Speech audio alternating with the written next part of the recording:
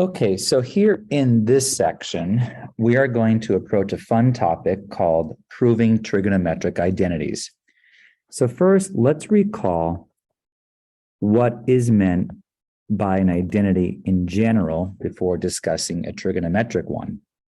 So if we take something pretty simple, like this, I think we know that if we were to distribute, we would get 6x plus 3. So we have a situation here where the left side is always equal to the right side for any real number, meaning that no matter what value x is, the left side is always going to be equivalent to the right side, even though they may appear different. Such an equation is called an identity, and they are true for all real numbers.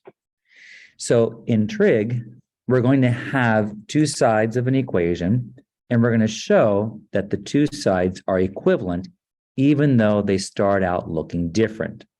So again, in this section, we're going to prove trigonometric identities. We'll have an equation where the left side looks different from the right side, and we're going to show that the two sides end up being equal, that they are equivalent, and that would be true for all real numbers. So let's learn our basic 8 identities that we need to know. First, we know that sine and cosecant are reciprocals. So sine theta is equivalent to 1 over cosecant theta because they are reciprocal functions. Or we could say that cosecant is 1 over sine theta. Number 2, cosine theta and secant are reciprocal functions.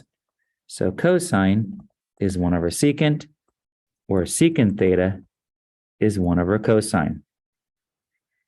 And we know that tangent and cotangent are reciprocal functions.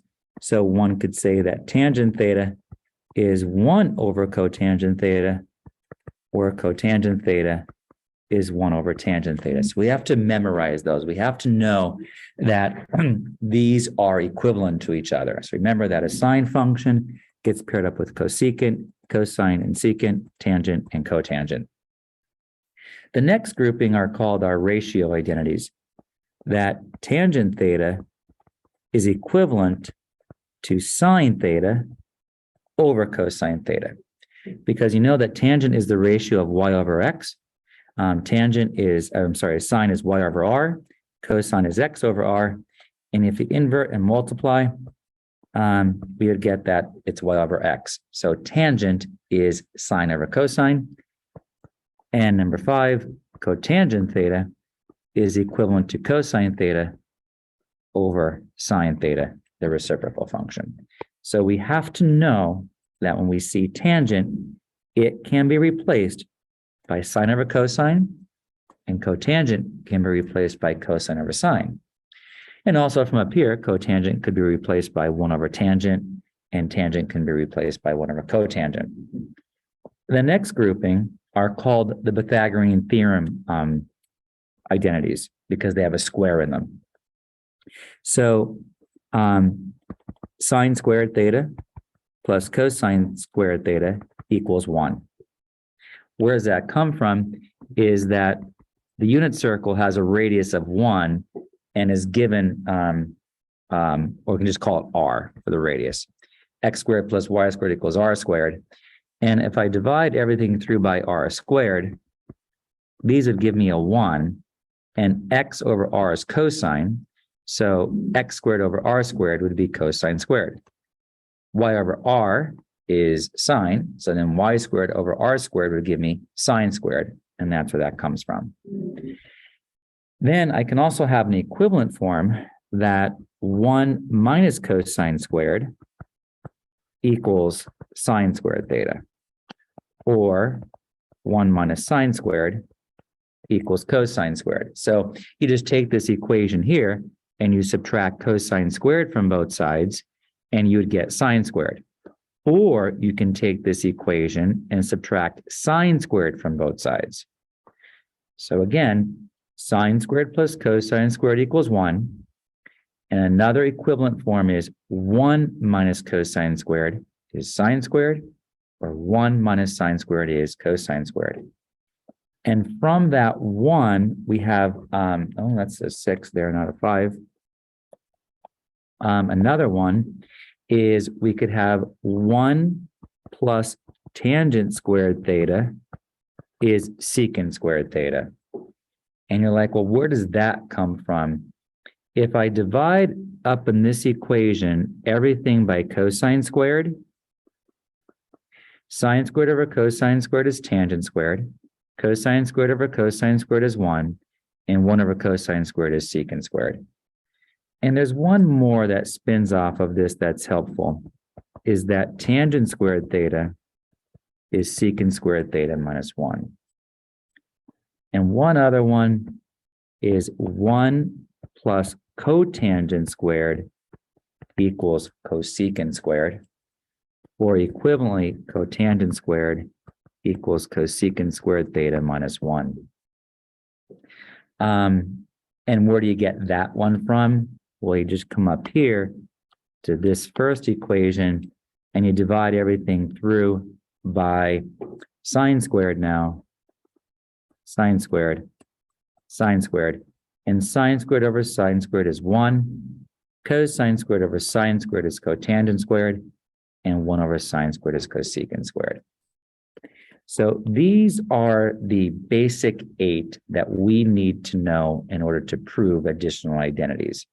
And we have to keep in mind that this identity here has 2 more forms. This identity here has another form, and this identity here has another form, okay? So let's do some examples.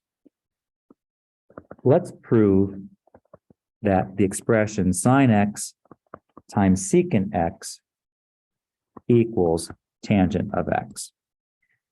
So we look at this, and as I mentioned earlier, we have 2 different expressions on both the left and the right.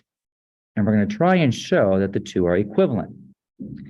So what we're going to do is I draw a line down first down the middle so we know we don't cross over, because we're trying to prove that the 2 sides are equal.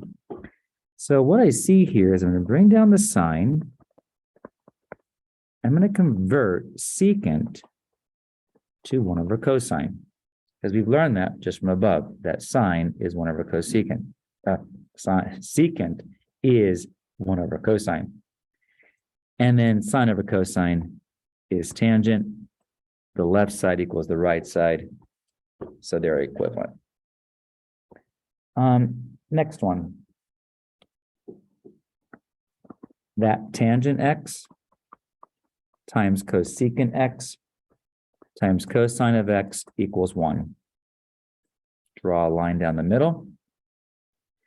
I'm going to convert tangent to sine x over cosine x, cosecant to 1 over sine, and I'll keep the cosine. And these common factors will divide out, and 1 does equal 1, so that's proven. Next, how about for another example, just to start in a basic sense, cosecant x minus cosecant x times cosine squared x equals sine of x. First, it's pretty cool to think, that the left side is going to all collapse down to sine of x. Just think that all of this is equivalent to the sine of x, regardless of what x is. So our approach, our very, basic approach in proving identities is to replace, to make a substitution with what we know from above. We want to take all of these basic 8 identities and see if we can make any substitutions. So I know I can replace cosecant with 1 over sine. We'll see where that leaves me. And I know I can replace this cosecant with 1 over sine. And this is just cosine squared. So this cleans up to be 1 over sine of x minus cosine squared of x over sine of x. But now I have a common denominator, so I can combine my numerators. This would leave me with 1 minus cosine squared. Now, always look for that 1 and that square. When you see that 1 in square, look to see if it's an existing identity.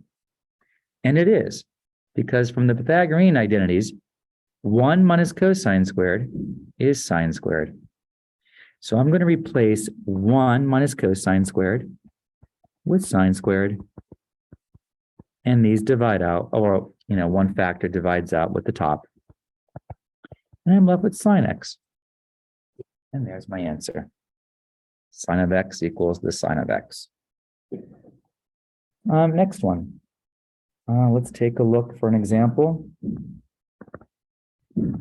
That sine squared x times 1 plus cotangent squared x equals 1.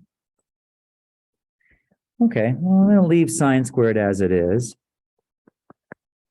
But remember, look for when you see a 1 and a square, a 1 and a square, a 1 and a square, look to see if it's an existing identity. And it is. From above, 1 plus cotangent squared is cosecant squared. So I'm going to replace 1 plus cotangent squared with cosecant squared.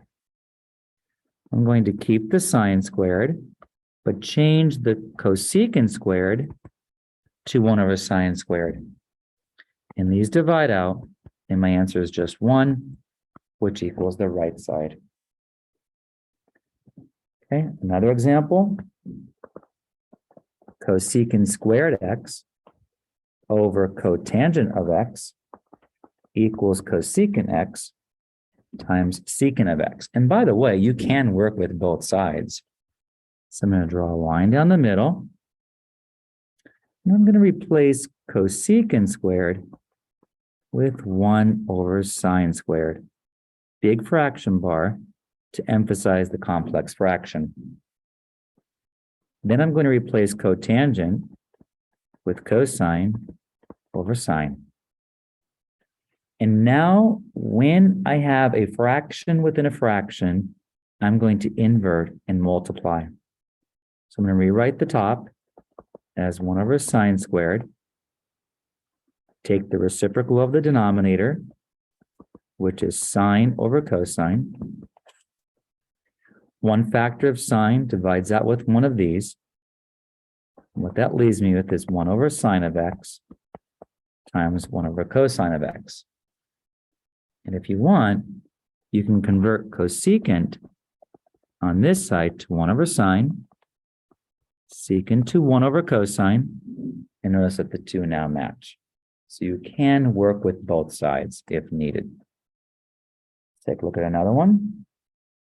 Suppose we have here, as another example,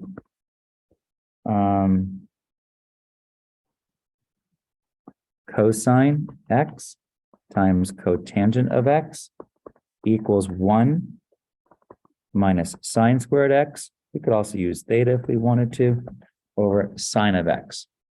So be careful in this one because you might be hesitant to, you might be inclined to divide out a sign here, and you can't do that because you don't have a common factor there of a sign.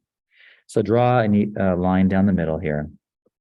And I'm going to just bring down cosine. But I'm going to convert cotangent to cosine over sine. And I do know that cosine times cosine is cosine squared over sine. Remember, look for the 1 and the square. 1 minus sine squared, if you look from above again, is cosine squared. 1 minus sine squared is cosine squared. And then now I'm going to have that this numerator becomes cosine squared over sine, and now the two are a match. Okay. And another example is, let's take a look at secant squared theta over tangent theta equals secant theta times cosecant theta. Draw a line down the middle. I'm going to try replacing secant squared with 1 over cosine squared. Big fraction bar. I want to emphasize the numerator and denominator from each other. Tangent, sine theta over cosine theta. I've got a fraction within a fraction, so I'm going to invert and multiply by the denominator. So this is the one I reciprocate, cosine over sine. And a factor of cosine will divide out with the factor down here. And what I'm left with is 1 over cosine times 1 over sine. And notice again over here, I can convert this to 1 over cosine and this to 1 over sine, 1 over sine theta, that is, and it's a match. So as some of our strategies are, identities are about thinking. What can you do so that the two sides end up being the same? And the very first thing that we've been doing is making a substitution. Secondly, we often sometimes have to invert and multiply, multiplying by the reciprocal of the denominator. Okay. Another option sometimes is we may have to factor an expression, or we may have to get a common denominator.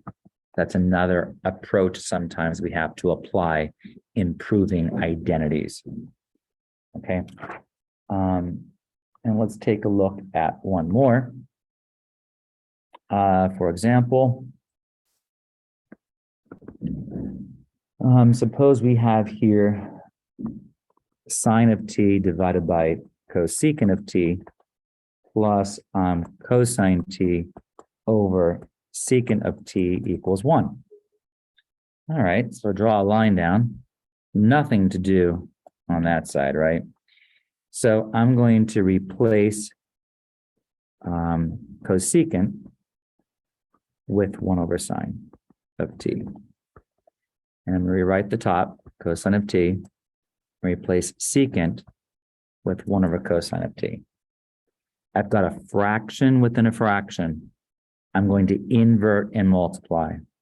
So I'll bring down the sine of t, invert and multiply, by the bottom, which is sine of t over 1, and sine times sine is sine squared. Bring down the cosine of t, times this by cosine of t, and cosine times cosine is cosine squared. And I hope we know from what we talked about earlier, sine squared plus cosine squared is 1. The left side equals the right side, so they're equivalent. So this is a great introduction to proving identities. And the takeaway really here is that we just want to know, that sine is equivalent to 1 over cosecant, cosecant's 1 over sine, cosine's equivalent to 1 over secant, secant's 1 over cosine, tangent's 1 over cotangent, or cotangent's 1 over tangent. We definitely want to know that tangent's equivalent to sine over cosine, and cotangent's equivalent to cosine over sine. And here we have our Pythagorean identities, that sine squared plus cosine squared is 1, and that these two here are two equivalent forms. Now, another Pythagorean one to remember is 1 plus tangent squared equals secant squared, and that 1 plus cotangent squared equals cosecant squared. And that's some tools that help us in proving identities.